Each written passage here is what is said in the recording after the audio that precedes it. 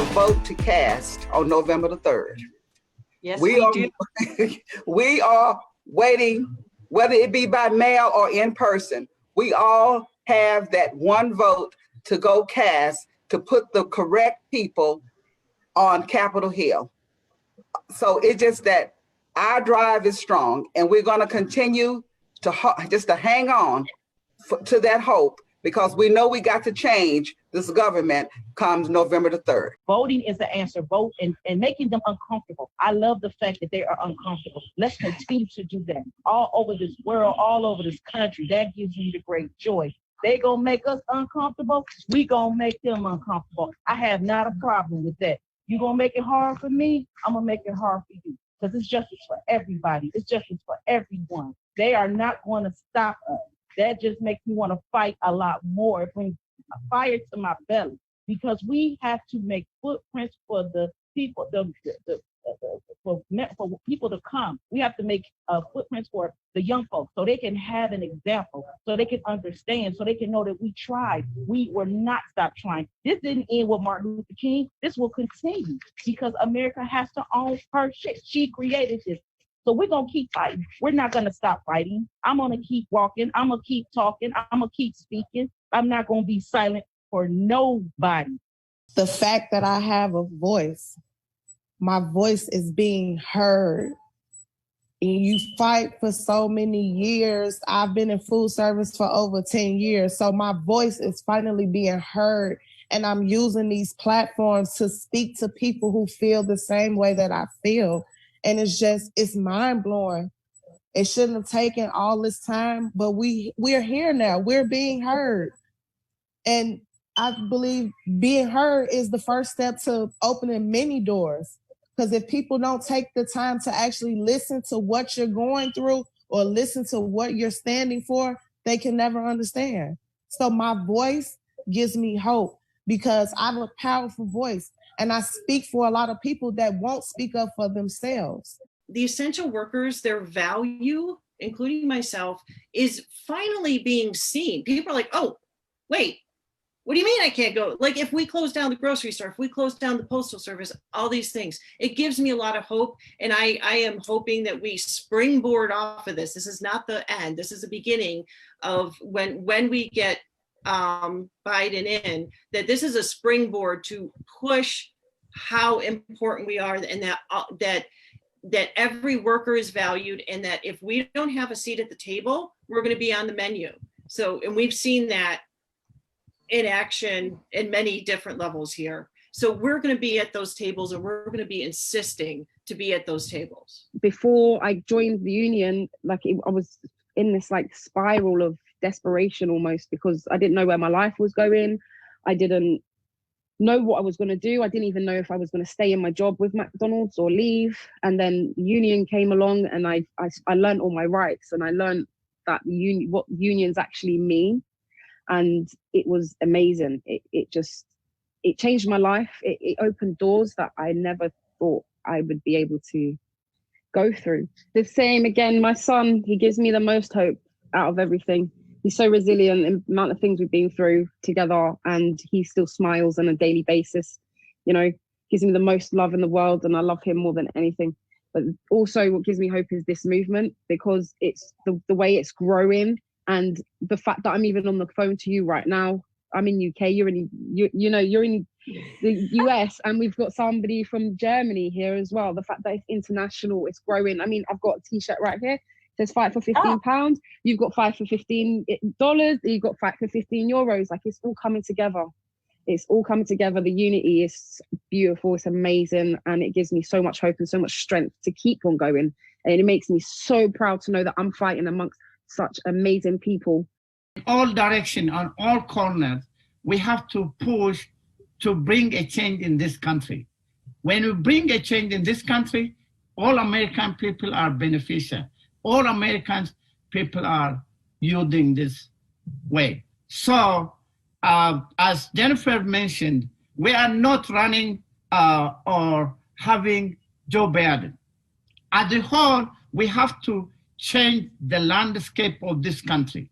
I see there can be a change, because there was a change before, as Reverend Barber has said, of our ancestors and many others, like the late great John Lewis and many others that stood their ground and had something to fight for and had a purpose.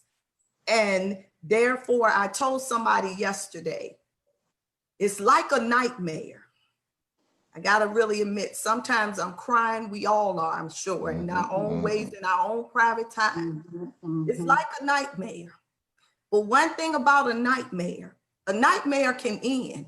And where this nightmare can end is when we decide that we're gonna vote and that we're gonna empower others to vote, and like our dear sister, and give them a reason and open up their, the conversation about why you need to. And like our sister Nikki, who's talking about what she's going through, that's enough to empower you. Because I didn't know I had the power within me either. But I knew that something on the inside was saying that this stuff right here is not right. This is not the way it's supposed to be. This is not the way America has to end. This is just what we have to continue in and not give up. Our local Pittsburgh hero, Dr. Jonas Salk, said, I've had dreams and I've had nightmares, and I've conquered my nightmares because of my dreams. And there's a lot of not just dreaming, but active involvement that is going on right now. Early on in the pandemic, my daughters, we went to the Black Lives Matter, and I was hesitant as a nurse in a pandemic for going to a large gathering because I'm a nurse. And when people show up and care for each other, amazing things happen. Like 98% of the people, and probably the ones who weren't wearing the masks, were probably not part of the march. They showed up. I kind of held my breath for 2 weeks, knowing how the pandemic works. And nobody got sick from that at all.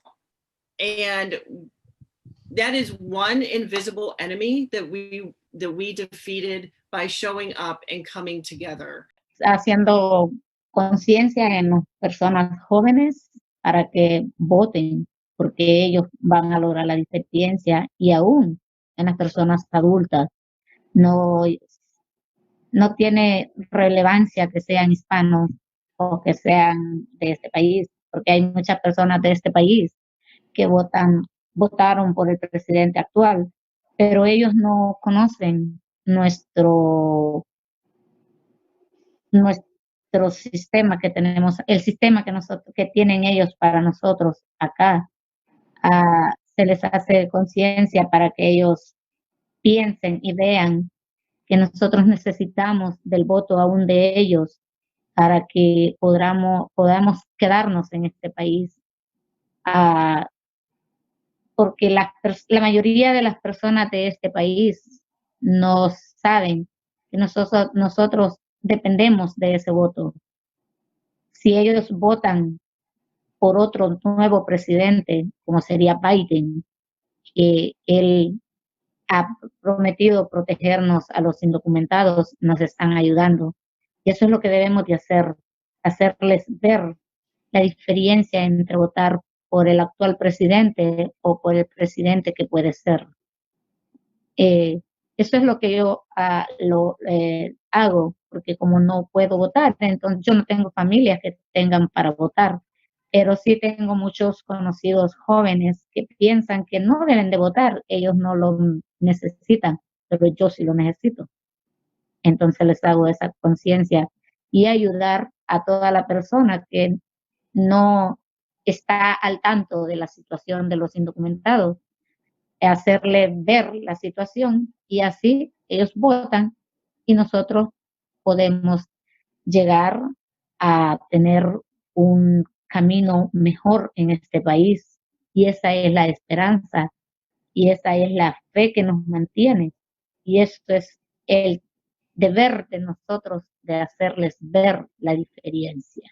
Y eso es lo que yo hago en mi comunidad, en mi trabajo, y a todas las personas que yo conozco nos tiene que ser solo de Carolina del Norte. Tengo amigos en Florida, en California, que ellos pueden votar y les digo, les hago ver y así ellos pueden cambiar de persona para darle el voto a Biden y así nosotros lograr lo que debemos de lograr, el derecho a quedarnos o el camino a quedarnos acá.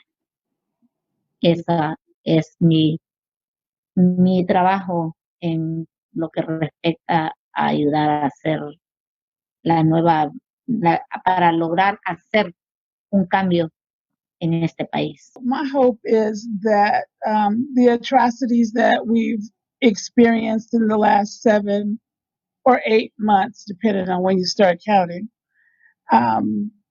8 minutes and 46 seconds have intersected in such a way that we will continue to fight to rid our country of all the phobias and the isms. And, you know, I was just thinking, I have a 6-year-old grandson, and I have the same fears for him that my grandmother had for my dad.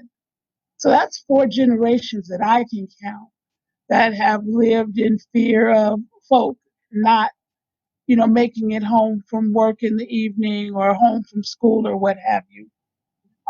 We owe our children something better than that.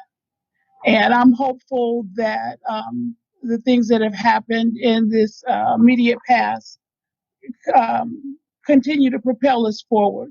Even if we don't do everything that we need to do right now, we can just keep moving the needle. You know, some things are incremental and not give up hope. Just keep moving, keep pushing forward. And we all need to vote because we need to continue to send bartenders, teachers, nurses to our Congress. The presidential election is important, but he has to have a good Congress, a good, you know, behind him in order for things to happen. So I want people to vote all the way down the ballot. I want people to register, make a plan to vote early, drop it off at the drop-off box if you have it, take it to your election hall, mail it if you have to, but don't wait until November 3rd to cast your ballot. Encourage everybody else you know to do the same thing because it's already been proven that there's power in the vote. If there wasn't, if your vote didn't count, they wouldn't be working so hard to keep us from voting. And we know it's been proven time and time again that when we vote, we win. So we all need to just get out there and do it. La única la esperanza que nos da en esta lucha, que no doy gracias a lo que ha sucedido, pero por causa de la discriminación, lo que sucedió con George, es lo que nos da la más fuerza. Intentan apagar la llama de la justicia, pero nosotros ya no somos diferentes, ya nosotros estamos unidos como afroamericanos y latinos, estamos unidos para luchar y que termine esta discriminación, que termine todo esto, porque la verdad nos está matando moralmente, a donde miramos estos, ¿qué tiene de más un blanco, un negro y un latino? ¿Qué tiene de más? Vida es vida y respeto a la vida es lo que nosotros pedimos. Para la vida no hay color. Para la vida es vida, un corazón late y flota sangre y la sangre es única. Y ahora a gritos pide la sangre justicia, respeto y dignidad a la vida. Eso es lo que me da fuerza para poder continuar la lucha con los hermanos de color y nosotros también somos de color café. Por eso es que estoy unificada con la lucha de Black Lives Matter. Por eso estoy unificada con la familia de George. Por eso estoy unificada como luchadora, que somos mujeres, con todos los que dicen líder, somos mujeres que no nos importa el sacrificio a salir a las calles y decirle, por favor, basta la discriminación ya. No justice, no peace. Lucharemos y seguiremos luchando, porque sí se puede. Sí se puede. No justice, no peace. So Alejandra. so and let me try to do that translation justice. So what gives Rosa hope is the life of George Floyd, that his life will not be in vain, that his life, like we're seeing, has lit an uprising that is demanding change and justice. Because when Black people bleed and brown people bleed and white people bleed and immigrants bleed, we all bleed, and our heart beats.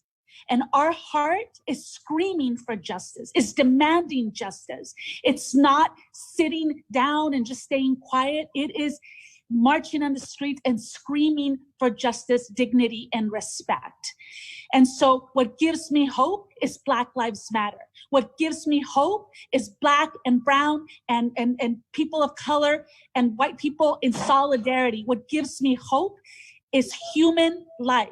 It's us seen as a people, as human beings. And in order for us to do that, we need to see Black people as human beings and say that their life matters. And we need to see that immigrant women like myself also face and experience discrimination. And we need to see that there are vulnerable people around us whose heart is also screaming for justice. So I say to all of us, no justice, no peace, and si se puede. Yes, we can. Thank you so much, Rosa. What gives me hope is that behind these fists can be policy, but behind these fists can be legislation that changes things. So we have a police force that was designed to catch slaves.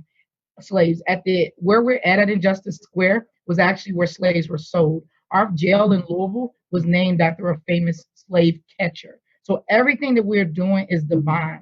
And so the next step of that is to have that policy and the legislation to change it. Because when we talk about defunding and reallocation of police funds, we have to have things that are tangible. We have a lot of things that are working in our communities that are not getting funded. But what gives me the most hope is that we have Breonna's law. We unanimously, we had a local law that was passed by our city council, which rarely anything goes unanimously. We need the same thing for Breonna's law as filed by State Representative Attica Scott. We have 120 counties. So we got to go from the hood to the holler to the hills to let people understand that this issue unites us as a state. I know people write off Kentucky and say, oh, it's just a red state. Kentucky is beautiful and rich and ready to do real change. And so we're asking people to get behind Breonna's law. If you go to atticascott.com, you can go and sign on. We want people from all over the world, all over the nation to sign on, because we have to push on our elected officials. You already see that we have to ditch a bunch of people in office right now. I don't want to name names because I don't know how political that would be, but we got a lot of people to get rid of that have not been doing what's in the best interest of Kentuckians. Breonna's law is the best thing for Kentuckians right now. It makes those reforms that were talked about in this settlement with Breonna's family a real thing, and it holds them accountable like we are. And it lets them know that you might have power as a police officer, but you don't control our city. You have to do what's right by everybody that you see. And that gives me hope, because they've been running us off fear. Fear is what got us here. And so we get more with love and respect, and we have to bring that together. And the way to do that is to have real systemic change. Breonna's law is the step to get there. So thank you for letting me share that. I am a huge believer that what you manifest, you create. And if you believe that these systems cannot be used to empower or better your community, then you're right, they won't. But if you believe that we have the power to change and alter systems for the benefit of our families, our friends, our communities, you bet that those systems will change, and you bet that they'll be used in the intended way that our communities need in order to influence that change. And so I just get so much hope from young people who realize that they have skills and they have talents and they can contribute those towards the movement, and that by using their skills and talents, so many more doors will open for them, for their friends, for their families, for everyone.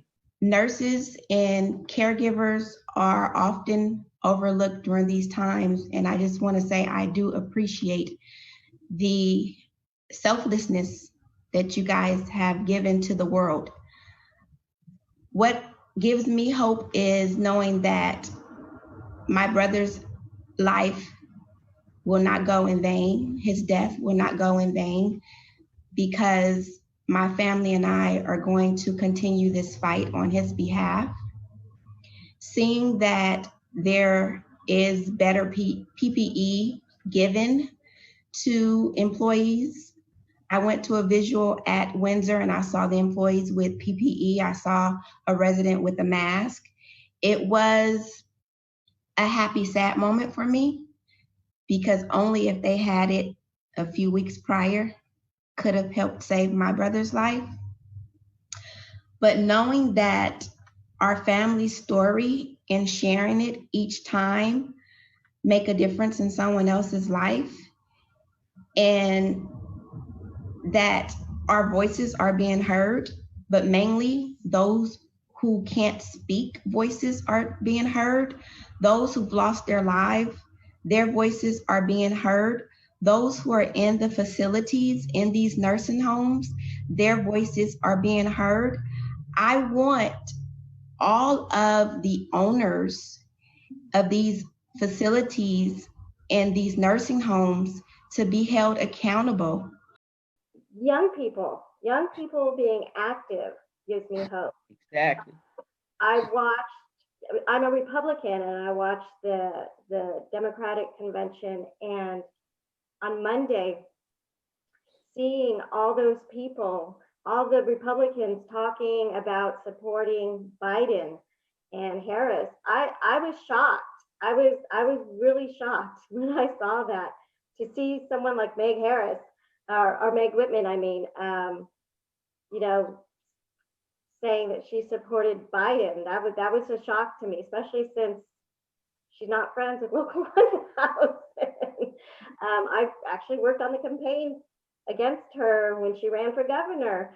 So yeah, that was shocking to me. McCain, his wife last night, that, you know, I loved John McCain, absolutely loved him, and was heartbroken and embarrassed when our president basically put him down. I mean, this is a war hero, somebody that we should all be looking up to, somebody who almost lost his life for our country. So to see stuff like that gives me hope. Gives me hope to see healthcare workers stand up and say, you know, this is not right. We deserve respect as well. Gives me hope, like I said, to see all the young people out there trying to have a voice and standing up for what that gives me hope. So I'm actually very excited about November to see what happens, because I haven't seen such activism since when Obama ran the first time. And I've said this for years, man, is get away from the label. For instance, if somebody asked me, well, what's your name, Dorian? See, I'm a conservative too, but the media wouldn't call me a conservative, but I would, because I want to conserve justice. I want to conserve living wages. I want to conserve union, but I'm also liberal, because I want to make sure all of those things are liberally spread to everybody. You know, we've been hoodwinked, as my sister said, and bamboozled into these language places that actually fostered the division. And what I really think is, rather than somebody being at the center politically, let's be at the center constitutionally. Let's be at the center morally. And what's at the center of our Constitution? Establishing justice, providing for the common defense, promoting the general welfare, equal protection under the law, voting rights. If we could come to the moral center and about humanity, and to recognize that we're all interrelated, that we're all inextricably bound, that we're all interconnected, that to raise the living wage is not a liberal position or a conservative position. It's a position that makes sense economically, morally, and it's a position that lifts us up out of poverty. So I think you're right, Rick. It's good. My grandfather was a Republican, but he was a Lincoln Republican. My question will always be, and the poor people's campaign, is if we need everybody, and the biggest power, though, and I'll say this in hush, the greatest power that can create transformation in this election is not any party, but poor and low wealth people. Because we just did a study that showed that in 15 states, all of them so-called battleground states, if under 19%, not 20%, 30%, 40%, if under 19%, and in most states under 10% of poor and low wealth people who didn't vote the last time would vote around an agenda for healthcare, living wage. Forget titles. In 15 states, they could choose the president and the senators and the governors. And in the country, poor and low wealth people now control 25% of the electorate. And if poor and low wealth people just voted at a rate 20% higher across the country, there could fundamentally be a shift. In Michigan, Wisconsin, and Pennsylvania, the current occupant of the presidency won by 79,000 votes. There were 2.1 million poor and low income, low wage workers that didn't vote in those areas. 32 million poor and low wealth people did not vote, but a lot of them say the reason they didn't vote was because of racist voter suppression, like Kasich supported, but also because they didn't hear their issues even from Democrats. They didn't hear people talking about poverty and what they would do, and they would make certain things and healthcare in their first 100 years, the 100 days. The pandemic has forced us to have to deal with these issues. And if they are dealt with both in the campaign and after the campaign, we're going to have a society that's really going to move away from some of these false levels. Me da esperanza a las personas, ¿no? La comunidad inmigrante siempre nos hemos caracterizado por las luchas y creo que nosotros haremos la diferencia, el estar unidos y el poder contar con líderes y poder contar con organizaciones, igual con sindicatos que apoyan estas causas. Eso me da esperanza, que hay mucha gente alrededor de nosotros ayudándonos y empujando para seguir adelante. My experience comes through my family. I'm a Somali Muslim American, and so I always grew up with parents that would always use proverbs in my language to make sure to say that we should make a change in America. And so if that means I can encourage others to make a change through the simple act of voting, then so be it, because voting can be able to change the conditions that my immigrant family was forced to be under while taking care of 6 children straight out of Africa. So it's making sure that we're able to, the overall goal, making a better place for everyone in America is what makes me hopeful. And it's what continues making me change and wanting to make this place a better place for every single person. Well, we're all better off as Americans, Houghton, because of your vision and leadership. And I'm curious how you've built the unified coalition by linking all of these issues you just touched. That we're going to end the scapegoating of immigrants, that we want to raise minimum wage to living wage so that people have enough to raise their families on, that we want to make sure that every Black person can walk freely and live safely in this country once and for all. How are you finding uniting those issues and creating a voting bloc in East Austin? So I have a really intersectional identity. So I'm not just a Black person. I'm also an immigrant from Somalia. Like, I'm also a Muslim American. I'm also a woman, for example. And so just recognizing all of those identities, when I would talk to Muslim organizations, a lot of the times they would only think about the Arab or the Pakistani Muslims within our community. And they would oftentimes forget about the Black Muslims too, you know? Or when I would be talking to, you know, a lot of Black organizations, it would be a lot of Christian dominated spaces, and they wouldn't recognize that they were Black Muslims. And so because I have an intersectional identity, like different parts of my identity was able to bring all these groups together to make sure that we are truly advocating for everyone, for example, because oftentimes when these orgs, like our Muslim orgs or when these Black orgs, they would always forget about someone that was not, you know, Black in a different religion, or they would always forget about, you know, Black Muslims existing within the community. And so, or Black immigrants in general, and only considering Latino immigrants. And so once they realized that they were missing that link, I was able to kind of bring these organizations together and be like, hey, you can be multiple identities while also being Black in America, and it's important to recognize that. And so that's how I was able to bring them together and to make sure that we are building an intersectional space for everyone, and that, you know, that Black people can be so many different things. They don't have to be just from America, but they can be from the Caribbeans or all over the world. And it like finally took them this year to realize it. Mhm. I hope you could see how you were lifting us all up by how you just described how interconnected we are. And Reverend Barber, I know that Houghton is singing your song and praying your prayer.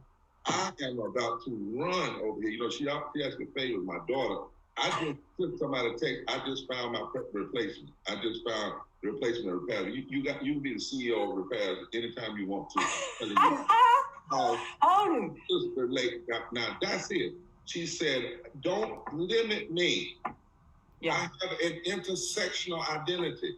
And then she used that to describe a political analysis to say, you don't fight interlocking injustices without an intersectional response. And you have to have a conversation that at every turn brings people in. Today reminded me of about my own hope is that I'm fueled by our ancestors. And our earlier conversation made me think about my mom and a woman in the union who I barely knew, because when I joined the union in 1980, she had served 40 years and was on her way out retiring.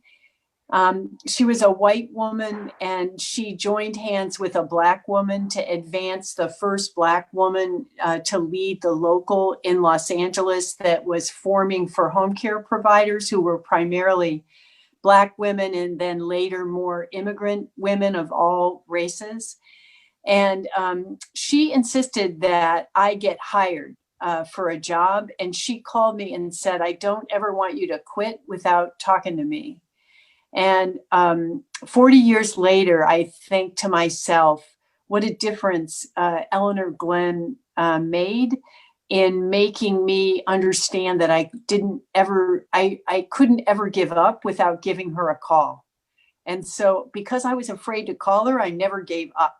And I just think of her spirit with us today, because I think Reverend Barber reminding us that we are justice warriors in a long fight for justice, and that we are obligated to open spaces, as Simone reminded us, for the next generation to realize the fullness of their power and to break the barriers. It took our union 100 years to elect a woman. You know, and so I hope that my role as president is going to make more possible for leaders of all colors and all genders as they stand on my shoulders. And so what gives me hope is thinking about the shoulders I stand on, and then the backs that I want to push forward, you know, that I stand in a lineage of being the bridge to the next generation. And I'm just so inspired by the way in which each of you have lifted each other up, and all of our listeners on Walkout Wednesday.